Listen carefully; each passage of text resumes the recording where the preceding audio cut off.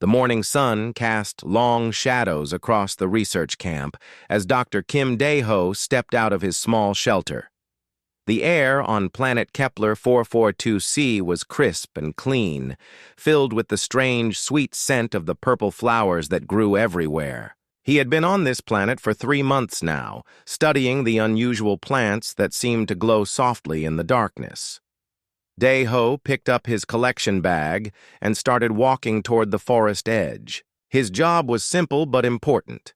He needed to catalog every plant species on this world before the mining companies arrived.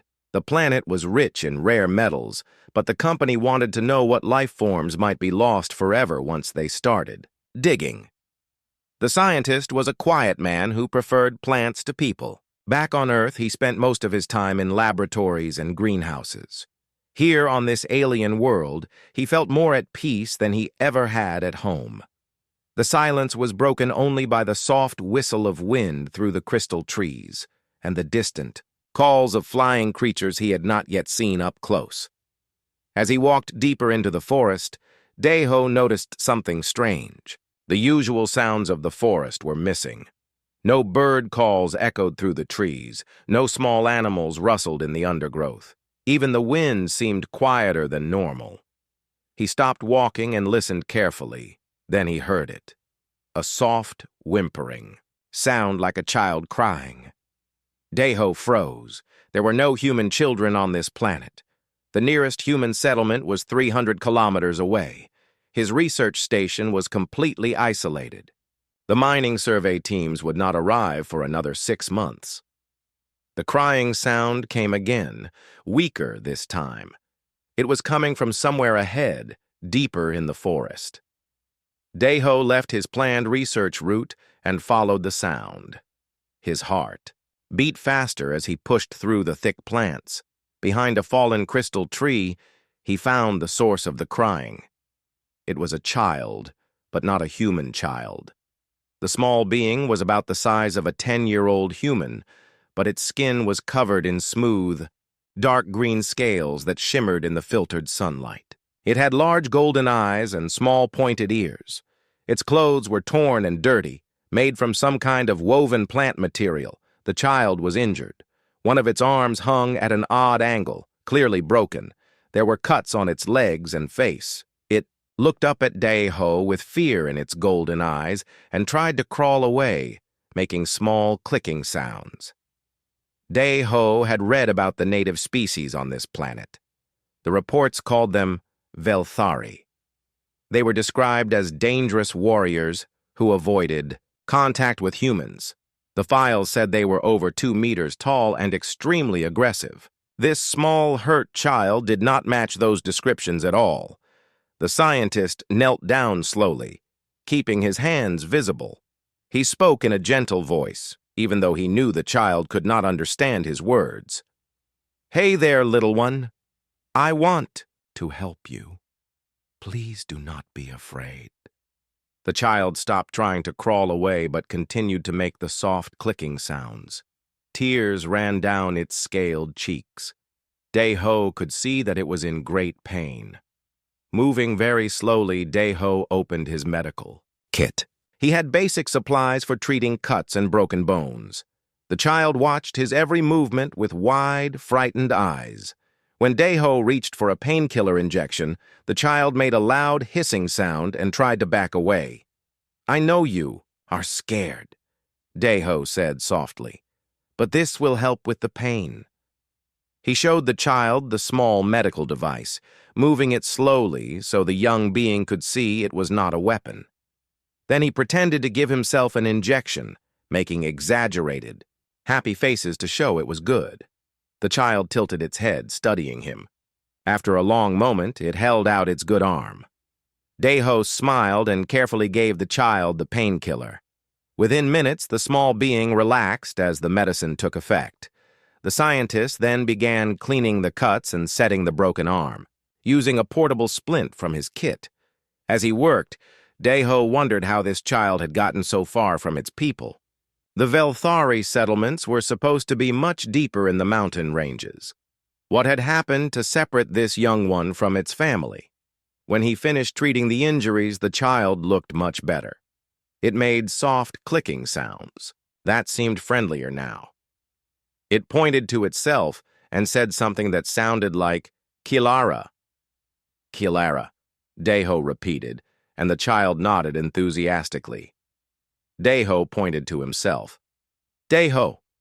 The child tried to say his name, but could not quite manage the human sounds. Instead, it made a series of clicks that seemed to be its version of his name.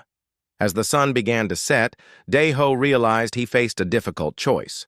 He could take the child back to his research station and try to contact the authorities. But radio contact with Earth took weeks, and there were no other humans close enough to help, or he could try to find the child's people and return Kylara to her family himself. Looking at the small, injured child who was now sleeping peacefully against his shoulder, Deho made his decision. Tomorrow, he would begin the journey to find the Velthari tribe and bring their lost child home. The next morning, Deho woke up early and began preparing for the journey. Kylara was still sleeping on the soft bedding he had made for her in his shelter.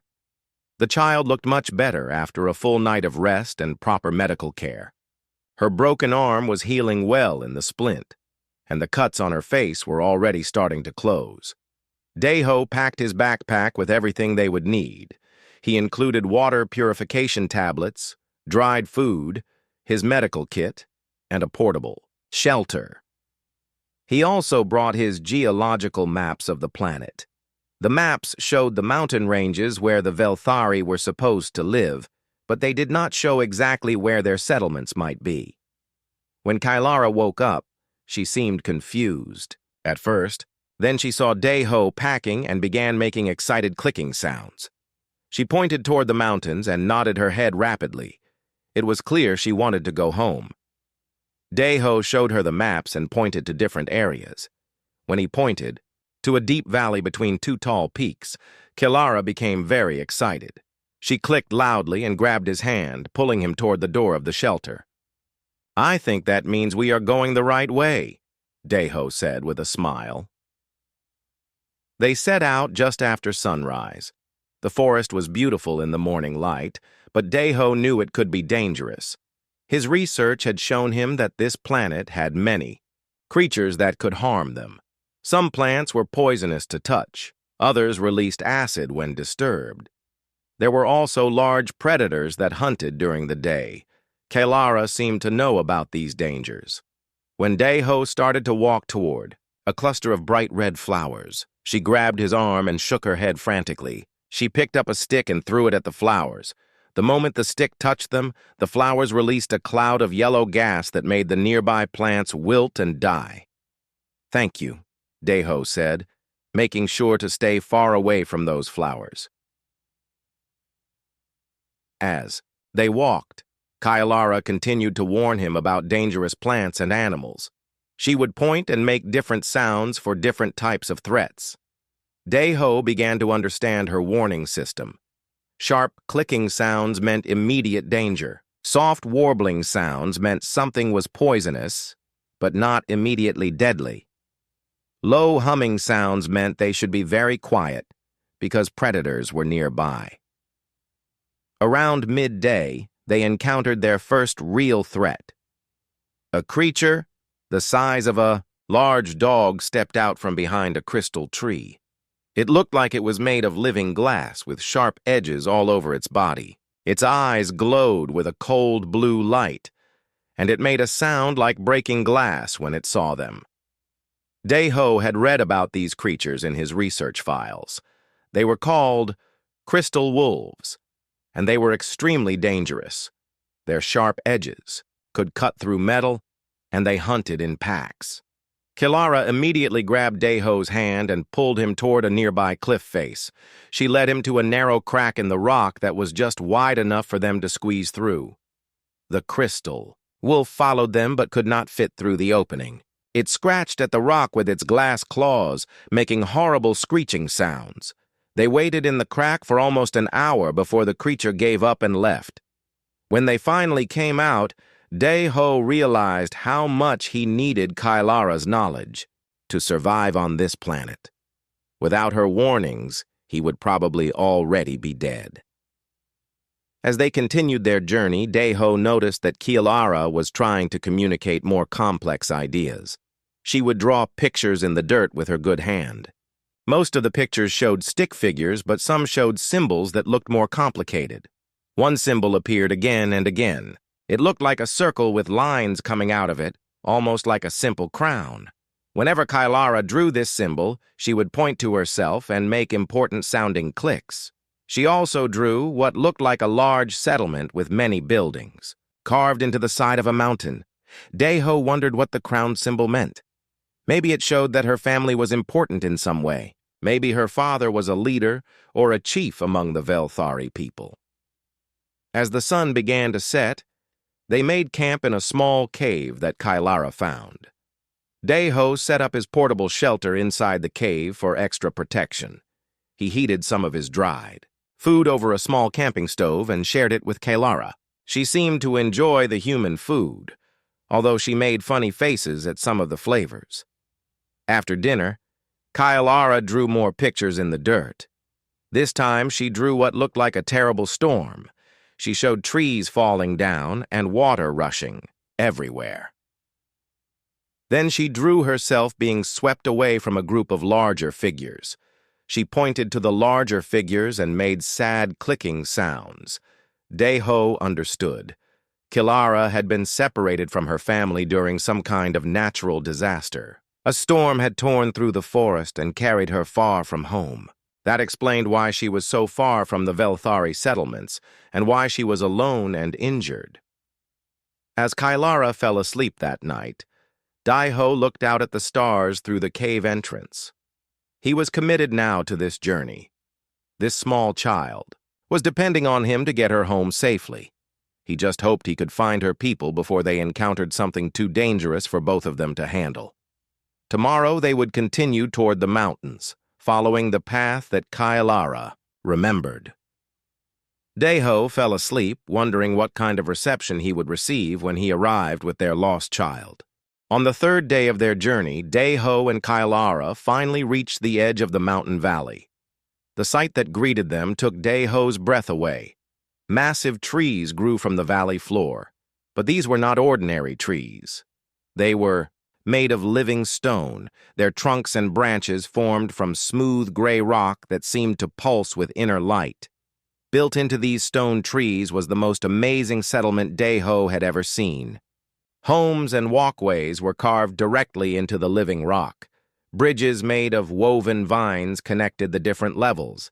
Gardens of glowing plants hung from every surface. The entire city seemed to grow naturally from the trees themselves.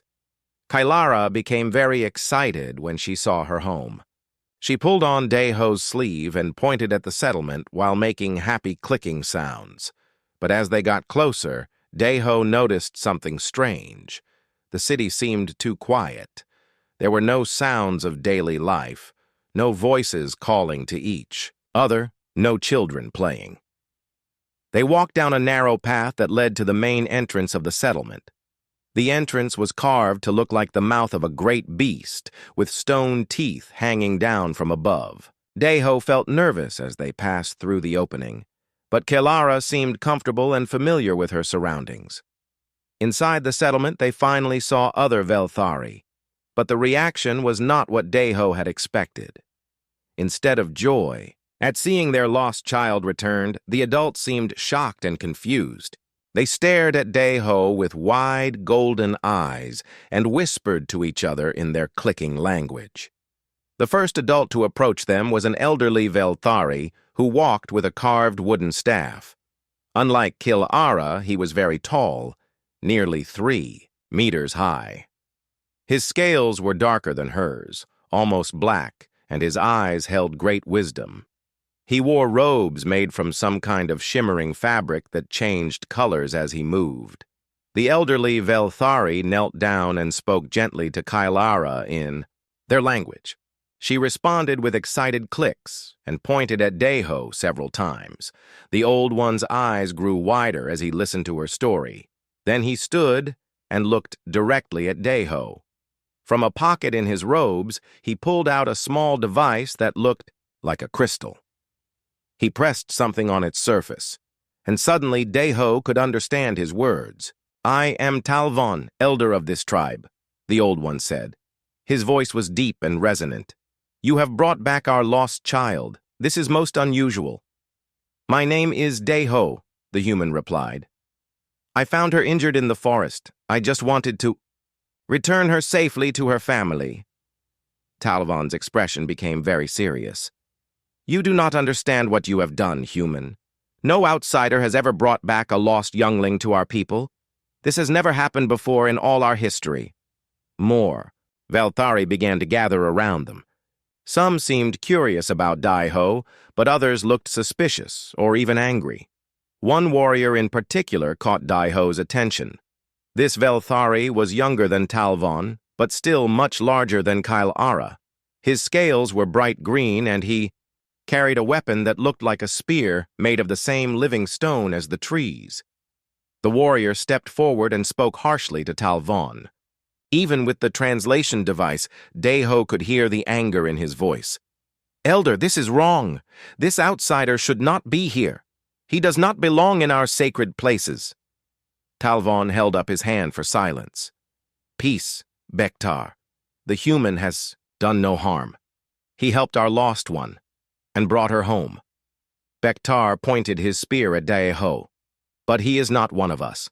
He knows nothing of our ways. How can we trust him?" Other warriors began to agree with Bektar. They formed a circle around Deho, their weapons ready. The human felt very small and helpless, surrounded by these giant beings. He had no weapons and no way to defend himself if they decided he was a threat. But then Kylara stepped between Deho and the warriors. Despite her small size and injured arm, she stood bravely in front of him. She began speaking rapidly in her clicking language, gesturing toward Deho and showing her splinted arm. As she spoke, the warriors began to lower their weapons. Some looked ashamed of their aggressive behavior. Talvon nodded approvingly as he listened to her words. "Tako, child speaks wisdom," Talvon said to the others. "This human saved her life. He cared for her injuries with great skill. He risked his own safety to bring her home through the dangerous forest. These are not the actions of an enemy." A new voice joined the conversation. A female Velthari approached the group. She was smaller than the warriors, but still much taller than Deho. Her scales were a beautiful blue-green color, and she wore clothes that marked her as some kind of healer or medicine person. "I am Nalvera," she said to Deho. "I tend to the sick and injured among our people. May I examine the child's injuries?" Deho nodded and stepped back as Nalvera carefully looked at Kylara's splinted arm and healing cuts. The healer's eyes widened as she saw the quality of the medical care. "This work is excellent," she said to Talvon. "Better than I could have done myself. The broken bone is set perfectly, and these cuts are healing without infection." "What kind of medicine did you use?" she asked Deho. Deho tried to explain about human medical techniques and supplies, but he could see that the concepts were foreign to them. Their medicine seemed to be based more on herbal remedies and natural healing. As the crowd of Velthari continued to grow, Deho felt increasingly uncomfortable. He had completed his mission of returning Kylara safely to her people. Now he just wanted to leave quietly and return to his research station. "I should go now," he said to Talvon. "Kylara is safe with her family. My work here is done." But Talvon shook his head slowly. "I am afraid it is not that simple, human. By bringing back the lost royal child, you have set ancient laws in motion, laws that cannot be undone." Deho felt a cold chill run through his body. "Royal child? What do you mean?" Talvon looked at him with something like pity in his ancient eyes. "Kylara is not just any child. She is the last surviving member of our royal bloodline, and you, human, have just completed the first part of the trial of leadership." The first inter-clan council meeting was held in a natural amphitheater carved into the mountainside, large enough to accommodate representatives from all 7 participating clans. Daeho sat at the center, not on a throne or elevated platform, but at a round stone table where all the clan elders could see each other as equals. "We gather today to address our first major challenge as a united people," Daeho began, his voice carrying clearly through the amphitheater. "The mountain passes are becoming unstable due to recent geological activity. Several traditional trade routes have been blocked by rock slides. This was exactly the kind of problem that would have caused conflict in the past. Each clan would have tried to secure the remaining safe routes for themselves, leading to competition and eventually warfare. But now they had a chance to try a different approach." Elder Rockhan spoke first. "The Razor clan knows the eastern passes better than anyone. We could guide trade expeditions through the safer routes. But those routes go through Stone Fist clan." "Territory," added Elder Morgan from that clan. "In the old days, we would have demanded tribute for passage." Sulmi, now serving as a representative of the younger generation, raised her hand. "What if instead of tribute we charged knowledge?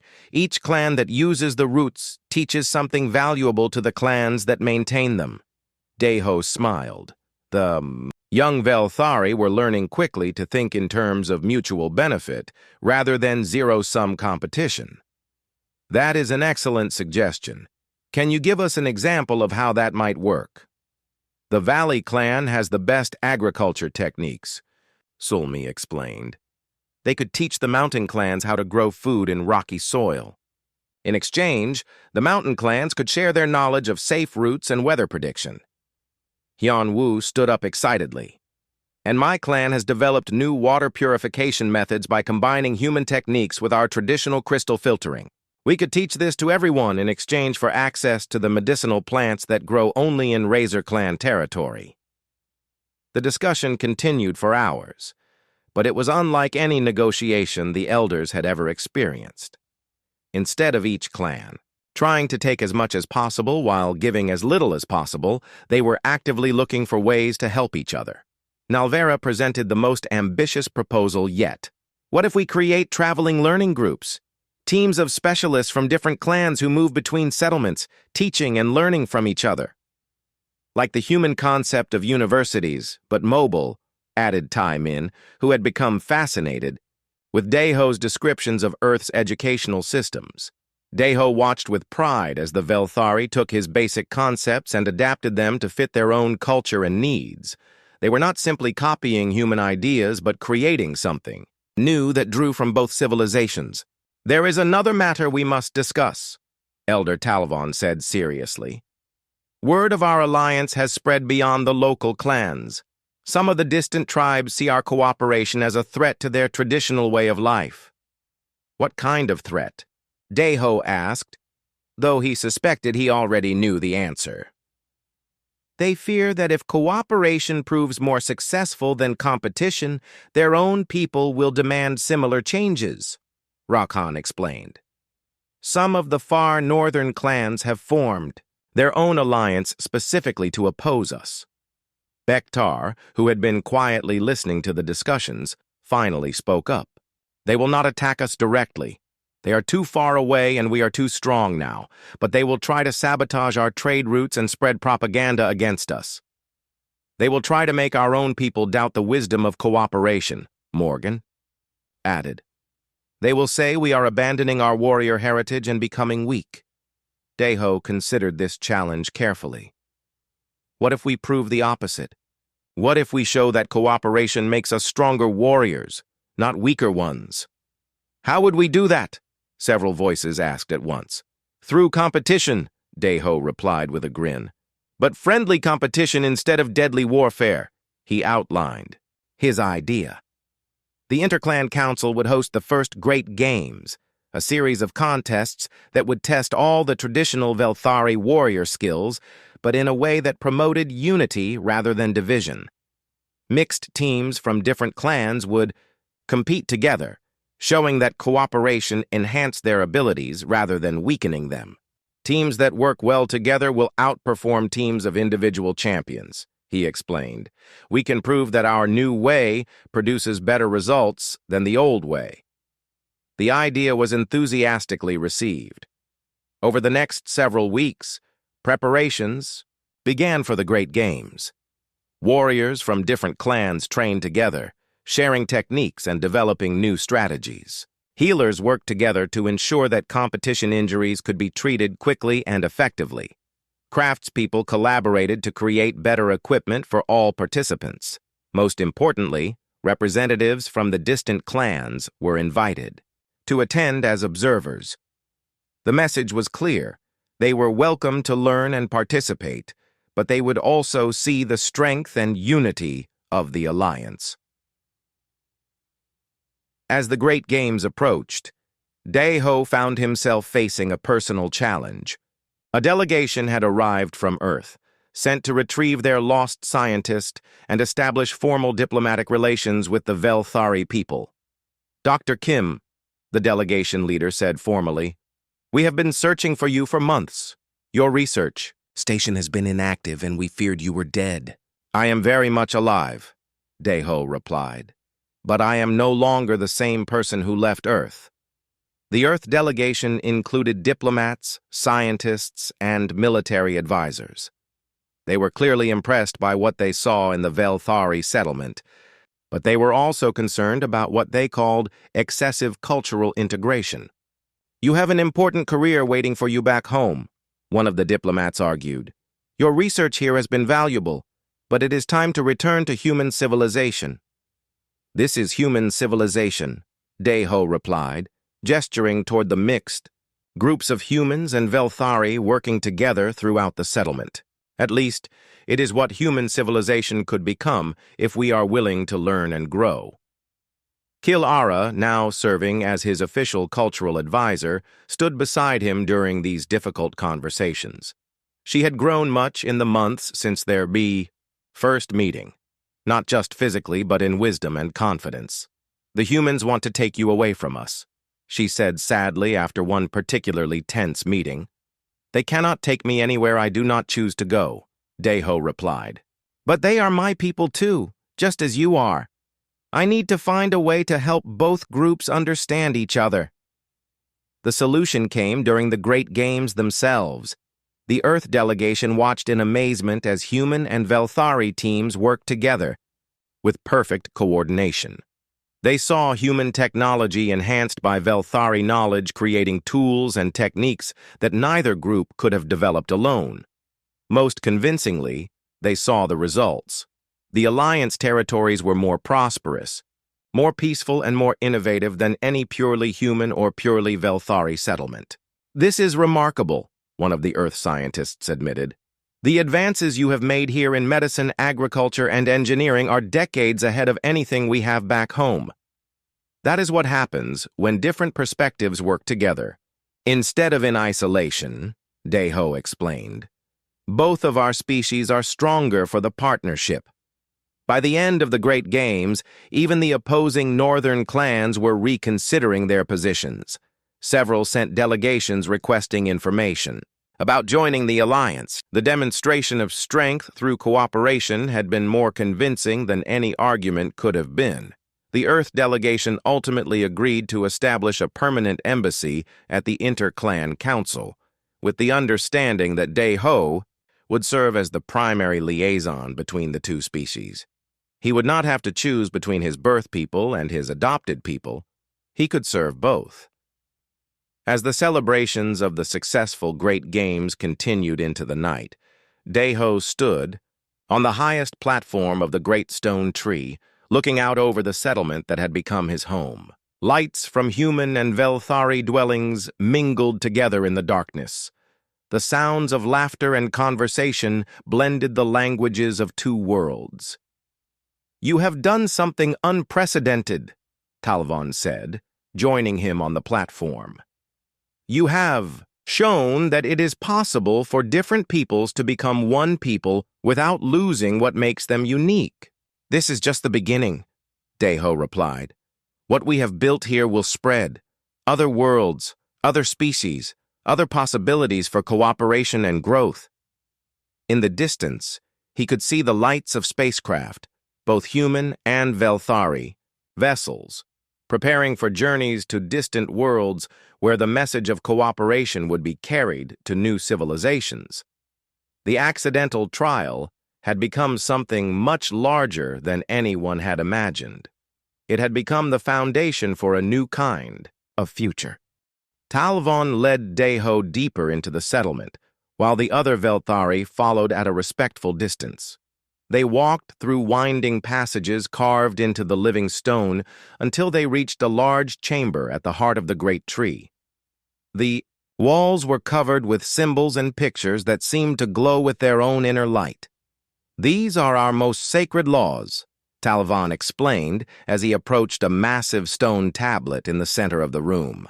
"They have guided our people for thousands of years." Deho stared at the ancient writing. Even with the translation device, he could not read the symbols. They looked like combinations of circles, lines, and curved shapes that seemed to move and change when he looked at them directly.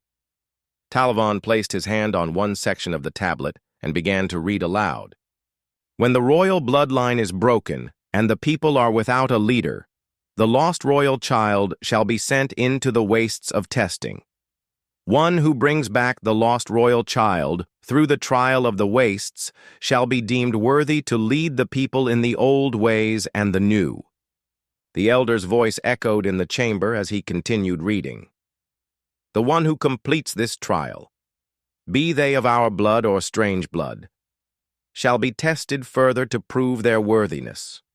If they pass all tests, they shall become the chosen leader of the tribe."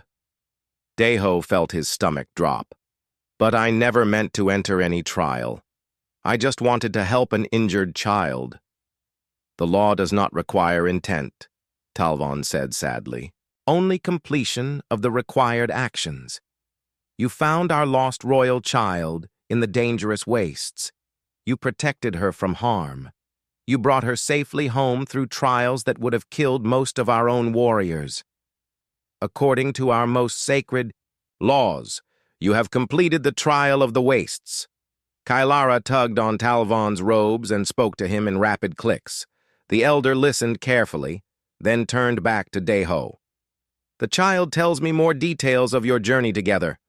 You saved her from the crystal wolves. You avoided the poison plants. You fed her and cared for her injuries. You risked your own life to protect hers.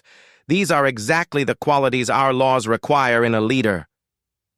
"But I am not even Velthari," Deho protested. "How can I lead your people?" Bektar, who had been standing quietly near the entrance, stepped forward. "That is exactly what I want to know, Elder. Our laws were written when only our people lived on this world. They never considered outsiders." Talvon studied the ancient tablet more carefully. He ran his fingers over the glowing symbols as he read.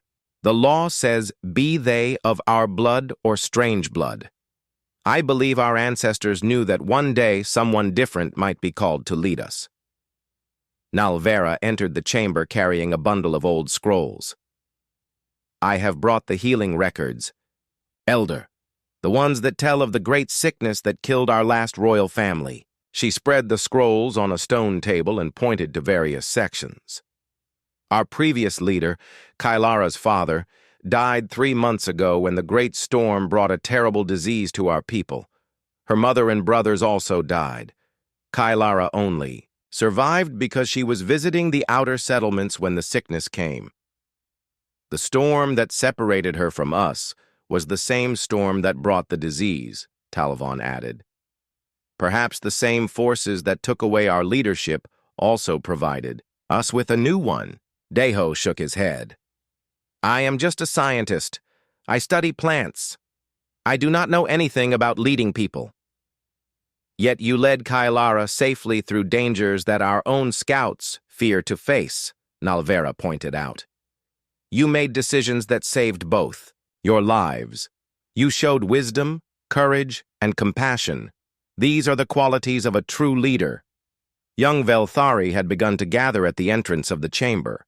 One of them, barely older than Kyle Ara, stepped forward and spoke shyly. "Elder Talavon, may I speak?"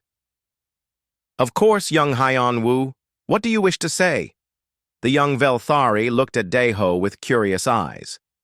"The human used tools and methods we have never seen before.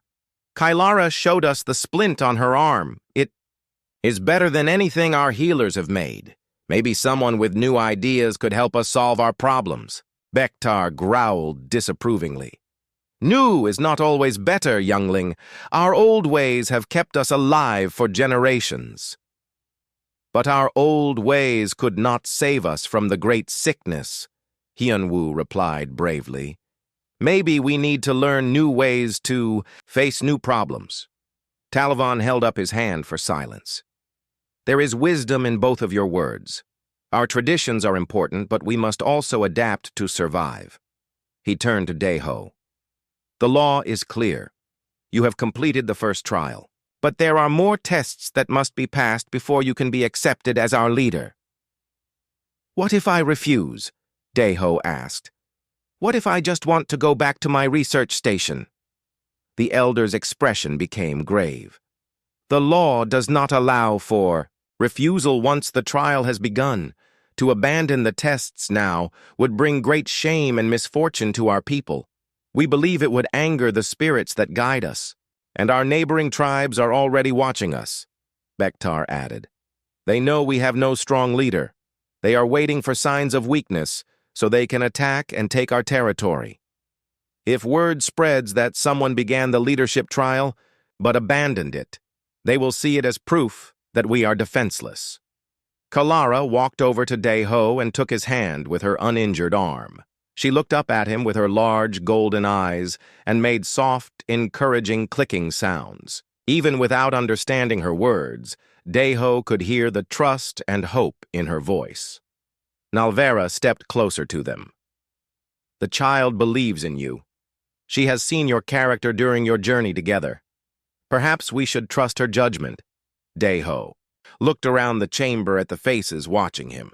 Some showed doubt and suspicion, but others showed curiosity and hope. These people were in a difficult situation. They had lost their leaders and faced threats from their enemies. Whether he wanted it or not, his actions had made him part of their crisis. "If I agree to these tests," he said slowly, "what exactly would I have to do?" Talavon smiled for the first time since they had met. "There are 3 trials that must be completed. The test of strength, the test of wisdom, and the test of heart. Each one will challenge different aspects of your character and abilities. And if I fail, then you will be free to leave, and we will find another way to choose our leader," the elder replied. "But if you succeed, you will become the first outsider ever to lead a Velthari tribe." Deho looked down at Kil Ara, who was still holding his hand trustingly. He thought about everything that had brought him to this moment. A simple act of kindness had led him into the middle of an alien succession crisis. But these people needed help, and somehow he had become their only option. "All right," he said finally. "I will take your tests." The next morning brought troubling news to the settlement. A scout named Taemin had returned from the eastern borders with urgent reports. He was covered in dust and breathing heavily as he spoke to Talvon in the main gathering area. "Elder, the Razor clan and the Stonefist clan have joined together," Taemin reported. "They are moving toward our territory with a large war party. They plan to attack within 7 days." The gathered Velthari began talking anxiously among themselves. These 2 clans had been their enemies for many years, but they had never worked together before. The combined force would be much larger than anything the weakened tribe could fight against. Bektar stepped forward, his warrior instincts taking over. "How many warriors do they bring?" "More than twice our number," Taemin replied grimly. "And they have learned of our leadership crisis. They believe we are weak and easy to defeat." Deho watched the reactions of the people around him. Fear was clear on many faces, but also determination. These were proud people who would not surrender without a fight, even against impossible odds. "This changes everything," Bektar declared. "We cannot waste time with trials and ceremonies while enemies march toward us. We need a war leader now." "The law requires the trials to be completed," Talvon replied firmly. "We cannot simply ignore our sacred traditions." "Then let the trials be about war," Bektar suggested. "Let the human prove he can lead us in battle against our enemies." Several other warriors voiced their agreement, but some of the older Velthari looked uncertain about changing the ancient trial format. Yan Wu spoke up from the back of the day. "Crowd, what if we make the trials about solving the problems we actually face? The test of strength could be about protecting our people. The test of wisdom could be about finding a way to defeat our enemies. The test of heart could be about proving his commitment to our survival." Nalvera nodded approvingly. "The Youngling speaks sense. The trials should test what we need most from a leader." Talvon considered this carefully. "The spirit of the law is more important than the exact details. Yes, we can adapt the trials to match our current needs." He turned to Deho. "Are you prepared to face tests that may determine not just your leadership, but the survival of our entire people?" Deho felt the weight of responsibility settling on his shoulders. 7 days ago, he had been a simple scientist studying plants. Now the fate of an entire alien civilization might depend on his actions. "I will do my best," he said simply. "Then let the first trial begin immediately," Talvon announced. "The test of strength." Bektar smiled grimly. "Good. Let us see what this small human can do against real Velthari power." The entire tribe gathered in a large open area near the center of the settlement. Bektar had set up several challenges that would test both physical strength and tactical thinking. The first challenge was simple but intimidating. A massive stone block, easily weighing several tons, needed to be moved from one side of the area to the other. "This is how we test strength among our people," Bektar explained. "The block must be moved completely across this space using only your own power." Deho looked at the enormous stone and knew immediately that he could never move it with pure muscle power. Even the strongest human would be helpless against such weight. But as he studied the challenge, his scientific mind began working on the problem. He noticed that the ground around the stone was not completely flat. There was a slight slope leading down toward the target area. He also saw several long wooden poles that had been used in the construction of nearby buildings. "May I use tools?" he asked. Bektar frowned. "The challenge is about strength, not cleverness. Among my people, using tools effectively is a form of strength," Deho replied. "Intelligence applied to solve problems that cannot be solved by muscle alone." Talvon considered this. "The law says the candidate must move the stone, using his own power. It does not specify that only muscle power counts." While the Velthari debated the rules, Deho began working. He positioned the wooden poles as levers, using smaller stones as fulcrum points. Then he started a controlled rolling motion, using the slope of the ground to help move the massive block. It took him over an hour, but slowly and steadily, the great stone moved across the testing area. The Velthari watched in amazement as the small human accomplished through technique and persistence what their strongest warriors did through pure physical power. When the stone finally reached the target area, many of the watchers began clicking their approval. Even some of Bektar's supporters seemed impressed by what they had witnessed. "The human has passed the first part of the test of strength," Talvon announced. "But there are more challenges." The second challenge involved combat skills. Deho had to face 3 Velthari warriors in non-lethal combat using traditional weapons. Again, his smaller size and human physiology put him at a severe disadvantage. But Deho had studied martial arts as a young man, and he understood that technique could overcome strength. He used his speed and agility to avoid the larger warriors. attacks while striking at weak points and using their own momentum against them. He did not win any of the 3 combat matches, but he lasted much longer than anyone expected and even managed to score some hits on his opponents. More importantly, he showed courage and determination even when facing clearly superior opponents. A leader does not need to be the strongest fighter, Nalvera observed, but he must be willing to fight for his people when necessary. The final part of the test of strength was the most challenging. Daiho had to demonstrate that he could protect the tribe's most vulnerable members. A simulation was set up where he had to rescue elderly Velthari and younglings from a dangerous situation while being pursued by enemies. This challenge played to Daiho's strengths. His medical training helped him assess which of the mock victims needed immediate attention.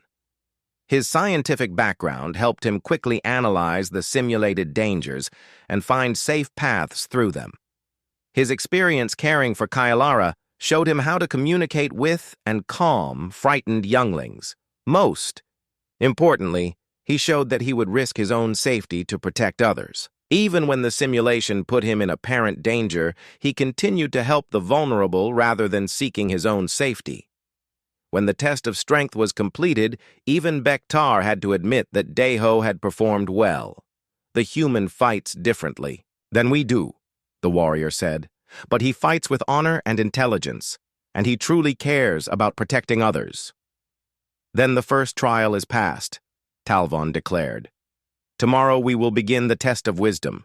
That trial will require the candidate to solve the strategic problem of how to defend our people against the approaching enemy army. As the crowd dispersed, several young Velthari approached Daiho. They seemed excited by his different approach to the challenges. "Will you teach us how to use levers like you did?" one asked. "Can you show us those fighting techniques?" requested another. Hyunwoo smiled at Daiho. "I think our people are already learning from you. Perhaps that is exactly what we need right now." That evening, as Daiho prepared for the next day's trial, he realized that something important was happening. He was not just being tested by the Velthari. They were also learning from him, just as he was learning from them. Maybe that was what real leadership was about. Not just having all the answers, but being willing to find new solutions together. But tomorrow would bring the test of wisdom, and with enemy armies approaching, the stakes could not be higher. The second day of trials began before dawn. Talvon had called together all the clan elders, warriors, and specialists to witness the test of wisdom. The challenge was real and urgent. Daiho had to present a plan to defend their settlement against the combined enemy army that would arrive in 5 days. In the great council chamber, Talvon spread out detailed maps of their territory. The maps were carved into stone tablets and showed every mountain pass, forest path, and water source for many kilometers around their settlement. "Tell us, candidate," Talvon said formally, "how would you protect our people from this threat?" Bektar stood beside a tactical display that showed the current positions of their scouts and the approaching enemy forces. "We have 43 warriors ready for battle. The enemy brings over 100. Our walls are strong, but not strong enough to withstand a siege. In the old days, we would gather our warriors and meet them in honorable combat on the battlefield. And what would be the result of that plan?" Daiho asked. "We would fight with courage and die with honor," Bektar replied grimly. "But we would lose, and our people would be enslaved or killed." Daiho studied the maps carefully. His scientific training had taught him to look at problems from multiple angles. What if we do not meet them in the way they expect? What to do? "You mean," asked Sulmi, a young female warrior who had remained quiet until now, "your enemies are expecting you to follow traditional Velthari battle customs," Daiho explained. "They have planned their strategy based on how your people have always fought. But what if we completely change the rules?" He pointed to various locations on the map. "You know this territory better than they do. You understand the dangers of the crystal wolves, the poison plants, and the unstable rock formations. What if we use the land itself as our weapon?" Nalvera leaned forward with interest. Explain how this would work. Daeho began outlining his plan.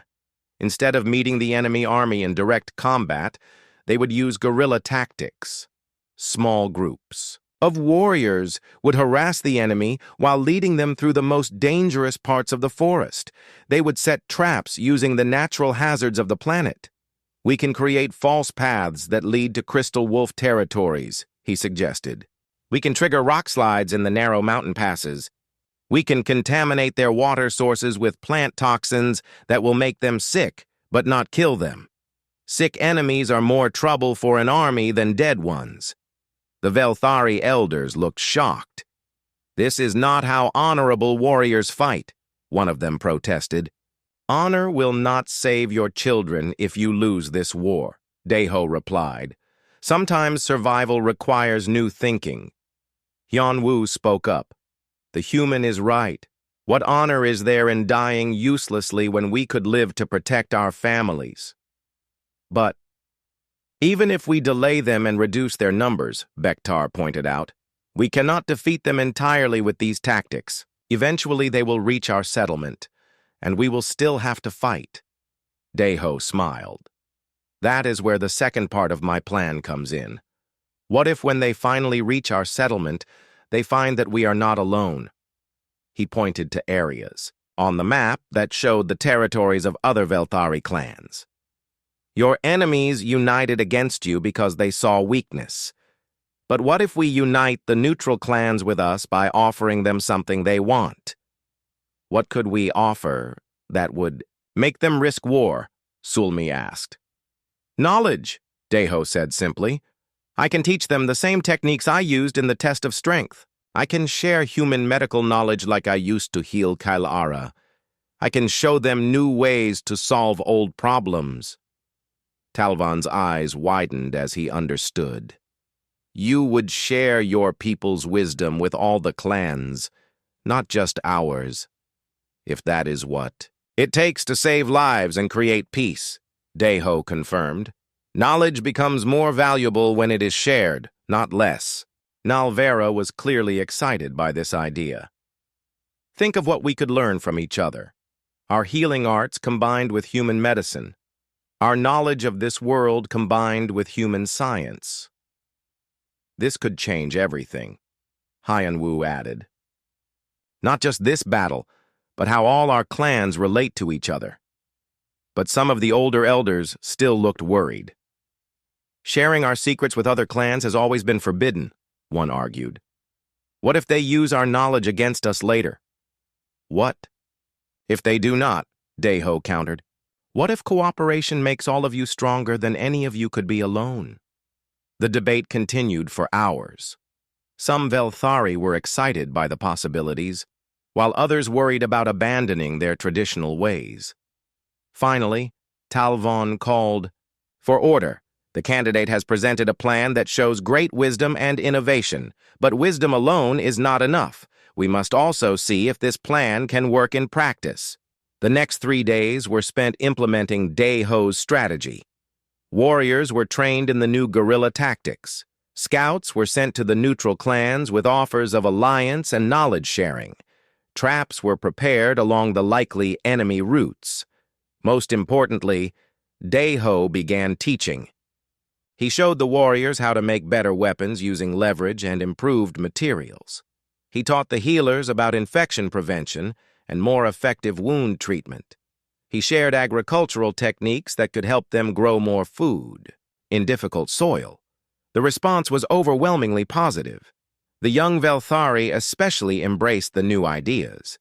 They began combining human concepts with their own knowledge to create solutions that were better than either could have achieved alone.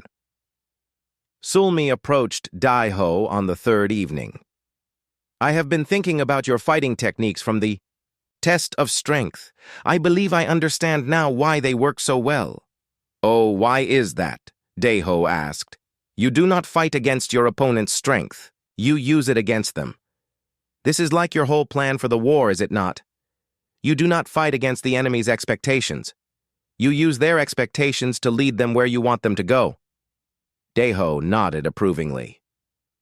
Exactly.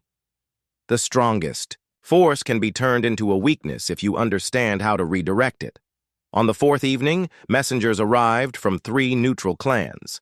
They had agreed to the alliance and were sending warriors to help defend against the common threat. The promise of shared knowledge and technology had convinced them that cooperation was more valuable than traditional isolation. The test of wisdom is complete, Talavon announced that night. The candidate has not only solved our immediate problem, but has shown us a new way of thinking about future challenges. But there is still one more trial, Bektar reminded them. The test of heart. Talvon nodded gravely. Yes, and that may be the most difficult of all. Tomorrow, when the enemy army arrives and the battle begins, we will see if the candidate truly has the heart of a leader. As Deho prepared for sleep, he looked out at the settlement that had become his temporary home. Velthari of all ages were working together, preparing defenses and learning new skills. Children played games that incorporated human and Velthari elements. Adults shared stories and techniques from both cultures. In just a few days, these people had become important to him. The thought of them being hurt or killed in the coming battle made his chest tight with emotion. He realized that somewhere along the way, protecting them had stopped being just a trial he had to pass. It had become something he genuinely cared about. Tomorrow would test not just his courage, but his commitment to his new people. The test of heart was about to begin. The enemy army arrived at dawn on the 5th day, just as the scouts had predicted. But something was wrong. Instead of the confident advance that Bektar had expected, the approaching warriors moved slowly and cautiously. Many of them looked sick and exhausted. Tamin returned from his morning reconnaissance with surprising news. Elder, the enemy army is much smaller than we expected. Many of their warriors have turned back. Those who remain are arguing among themselves. Talvon and Deho climbed to the highest observation platform carved into the great stone tree. From there, they could see the enemy camp in the distance. It was clearly in chaos. Warriors were scattered in small groups instead of organized formations. Some appeared to be packing up to leave. What could have caused this? Talvon wondered. Deho smiled grimly. I think our new allies have been busy. Throughout the morning, more reports arrived from scouts. The neutral clans that had joined their alliance had not sent warriors to defend the settlement as expected. Instead, they had gone directly to the territories of the Razor Clan and Stone Fist Clan. But they had not gone to fight. They had gone to talk. Sulmi arrived with the most detailed report. The neutral clans offered the same alliance to our enemies that we offered to them. Shared knowledge, new technologies, cooperative farming, and healing techniques. Many of the Razor Clan and Stone Fist Clan warriors are more interested in learning than fighting. But surely their leaders will not allow this, Bektar protested. Their leaders are facing rebellion from their own people, Sulmi continued. The warriors want to know why they should risk their lives in a war when they could gain more through peace and cooperation. As the day progressed, the situation became even more interesting. A delegation from the enemy army approached under a flag of truce. They were led by an elderly Velthari who looked very much like Talvon, with the same wise eyes and ceremonial robes. I am Elder Rockhan of the Razor Clan, the delegation leader announced. I request permission to speak with your leader. Talvon gestured toward Deho. This is our chosen candidate. He speaks for our people in this matter. Rockhan studied Deho with curious eyes. So it is true. The outsider who brings new knowledge and unites the clans. We have heard many stories about you in just these few days. What stories? Deho asked. Stories of healing techniques that save lives our own healers could not save. Stories of tools and weapons that work better than our traditional ones. Stories of farming methods that could end hunger in the mountain valleys. Rockhan paused. Stories of a leader who shares power instead of hoarding it, the elder continued. My warriors came here to fight a war. But now they ask me why we should fight when we could learn. They want to know why we should take by force what is being offered freely through friendship. Bektar stepped forward suspiciously. This could be a trick, a way to get close to our defenses. But Deho was reading the situation differently. What do you propose, Elder Rokhan? A new kind of trial, the enemy elder replied. Not a trial of leadership for one clan, but a trial of unity for all clans. Let us see if this cooperation you speak of can really work on a larger scale. Talavon looked shocked. You would abandon the traditional ways of choosing leaders. The traditional ways have brought us centuries of warfare and struggle, Rokhan replied. Perhaps it is time to try something new. Over the next several hours, more delegations arrived from other clans. Word of the potential alliance had spread quickly through the Velthari territories. Even some clans that had not been involved in the original conflict sent representatives to learn about these new possibilities. As Daiho listened to the discussions, he began to understand something important. The ancient prophecies that Talvon had mentioned were not just about finding a leader for one tribe. They were about finding someone who could unite all the Velthari people. That evening, Talvon took Deho aside and showed him more of the ancient stone tablets. These were older than the leadership laws, covered with symbols that seemed to shift and change in the flickering light. I have been studying these prophecies more carefully, the elder said. Listen to this passage. In the time of great change, when the old ways no longer serve the people, a sky-sent teacher will come. This one will think like flowing water instead of striking stone. This one will build bridges where others see only chasms. Through this one, the scattered tribes will become one people again. Deho felt a strange chill as he listened. You think this prophecy is about me? I think it is about what you represent, Talavon replied. Not just you as an individual, but the idea that outsiders can bring valuable perspectives. The idea that different peoples can learn from each other, instead of fighting. But I am just one person, Deho protested. I cannot unite entire civilizations. No, but you can plant the seeds of ideas that will grow long after you are gone, the elder said wisely. You have already shown multiple clans that cooperation is possible. The knowledge you share will spread from person to person, clan to clan, generation to generation. As if to prove his point, Hyunwoo arrived with exciting news. Deho, you must come see this. The young people from all the different clans have been talking together. They are creating new things by combining ideas from their different traditions. In Nai, the main gathering area, Deho found dozens of young Velthari from various clans working together on projects. Some were developing improved tools by combining metalworking techniques from the Stone Fist clan with engineering principles that Deho had taught them. Others were creating new art forms that incorporated symbols and styles from multiple clan traditions. Most amazingly, they were all communicating easily, despite coming from groups that had been enemies just days before. The shared excitement of learning and creating had overcome centuries of mistrust and rivalry. This is what the prophecy meant, Talvon said quietly as he watched the young people work.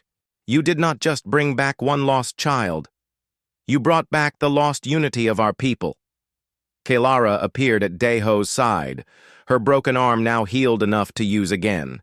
She had been serving as a translator between the different groups, her royal bloodline giving her knowledge of all the clan dialects.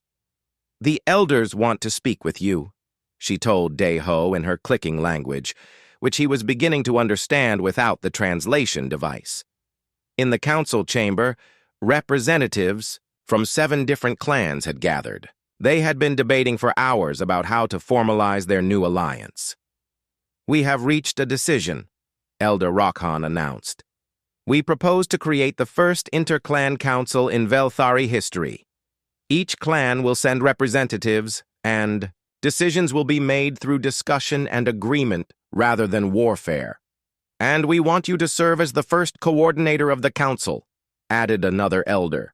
Your outsider perspective will help ensure that no single clan dominates the others. Deho looked around at the faces watching him expectantly. A week ago, he had been a lonely scientist studying plants. Now he was being offered a position that could reshape the future of an entire species. The test of heart, he said suddenly, realizing what was happening. This is it, is it not? The final trial. Talvon nodded solemnly. The test of heart asks whether you truly care about our people's welfare more than your own desires, whether you will make the sacrifices necessary to serve others. The sacrifice was clear. Accepting this position would mean giving up his old life completely. He could never return to being a simple researcher. His responsibilities would be enormous, and the challenges would never end. But as he looked at Kailara's trusting face and saw the hope in the eyes of the gathered elders, Deho knew what his heart was telling him. I accept, he said simply. Talvon led Deho deeper into the settlement, while the other Velthari followed at a respectful distance. They walked through winding passages carved into the living stone until they reached a large chamber at the heart of the great tree.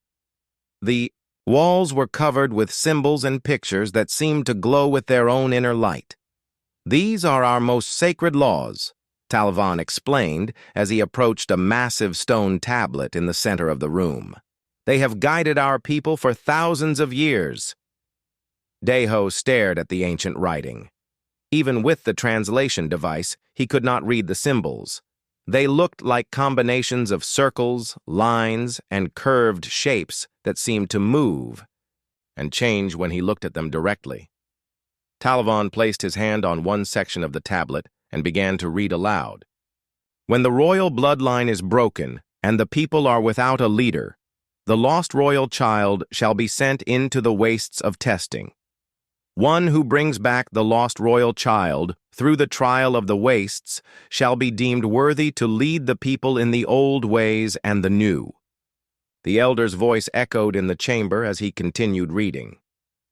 The one who completes this trial, be they of our blood or strange blood, shall be tested further to prove their worthiness.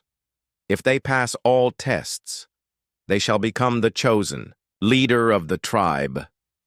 Deho felt his stomach drop. But I never meant to enter any trial. I just wanted to help an injured child. The law does not require intent, Talvon said sadly. Only completion of the required actions. You found our lost royal child in the dangerous wastes. You protected her from harm. You brought her safely home through trials that would have killed most of our own warriors. According to our most sacred laws, you have completed the trial of the wastes. Kailara tugged on Talvon's robes and spoke to him in rapid clicks. The elder listened carefully, then turned back to Deho. The child tells me more details of your journey together. You saved her from the crystal wolves. You avoided the poison plants. You fed her and cared for her injuries. You risked your own life to protect hers.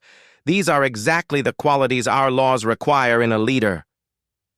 But I am not even Velthari, Deho protested. How can I lead your people? Bektar, who had been standing quietly near the entrance, stepped forward. That is exactly what I want to know, Elder. Our laws were written when only our people lived on this world. They never considered outsiders. Talvon studied the ancient tablet more carefully. He ran his fingers over the glowing symbols as he read. The law says, be they of our blood or strange blood. I believe our ancestors knew that one day someone different might be called to lead us. Nalvera entered the chamber carrying a bundle of old scrolls. I have brought the healing records. Elder, the ones that tell of the great sickness that killed our last royal family. She spread the scrolls on a stone table and pointed to various sections. Our previous leader, Kailara's father, died 3 months ago when the great storm brought a terrible disease to our people. Her mother and brothers also died.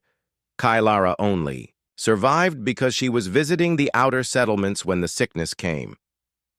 The storm that separated her from us was the same storm that brought the disease, Talavon added.